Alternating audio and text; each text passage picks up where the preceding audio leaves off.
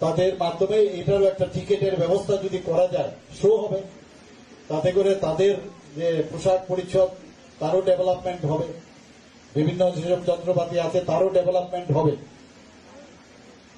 আমার মনে হয় সেটাও আমরা আগামী দিন যে ঝর্ণা দেখার জন্য মানুষ আসবে, ভ্রমণ পিপাসু যারা, তারা তো আসবেনি, পাশাপাশি এই ধরনেরও আমরা যদি করি আরো একটা এডেড যে বেনিফিট সেটা আমরা করতে পারি।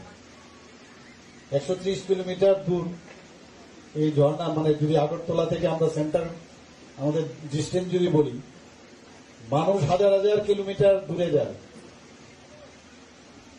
ত্রিপুরা সম্পর্কে অনেকের ধারণা নেই। আমরা এত আজকে এখানে সৌরভ গাঙ্গুলি, যিনি ভারতের ক্রিকেটের প্রাক্তন ক্যাপ্টেন, উনাকে যখন আমরা ব্র্যান্ড অ্যাম্বাসেডর করলাম, উনি এসেছেন বহু জায়গায়, উনি কিন্তু শুটিংও করেছেন এবং দেখাচ্ছেন, আমাদের টিভির মাধ্যমে আমরা দেখতে পাই।